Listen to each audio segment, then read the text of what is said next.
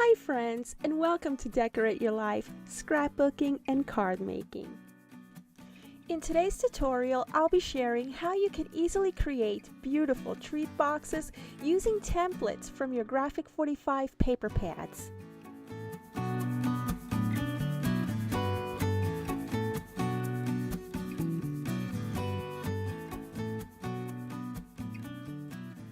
Did you know that on the inside covers of your Graphic 45 8x8 paper pads, you have projects as well? On the inside covers, you have projects that you can literally make within minutes. And I've been playing around with the backside papers from my 8x8 Graphic 45 paper pads because I'm actually constructing something that is not a mini album, that is not a card, it is actually a gift for somebody. And so they give you the outlines and everything. Now you can go ahead and trim these out so that you can use them as is, or you can use these as templates. So I have several different collections here that I've pulled out because I want to show you how there's no waste, and I love the fact that there is no waste in any one of their 8x8 paper pads. You can pretty much use the entire thing.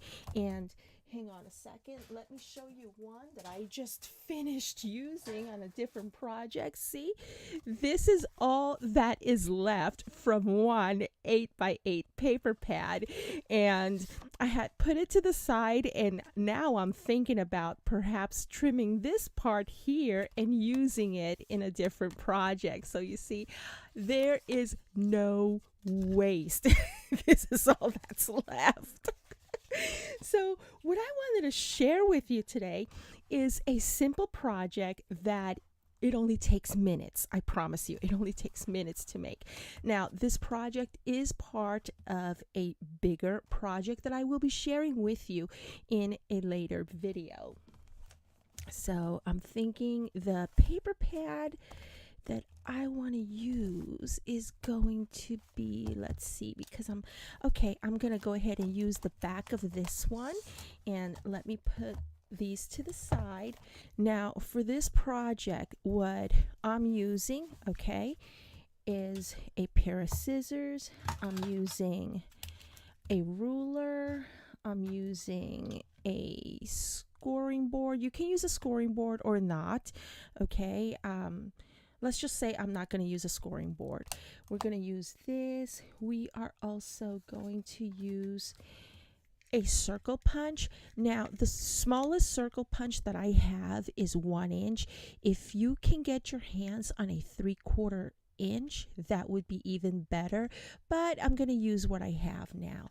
And another thing that I'm going to use that I highly recommend that you get is a piercing mat. Now, luckily for me, I have my Spellbinders self-healing mat, and it turns out that the back of my mat is actually a piercing mat.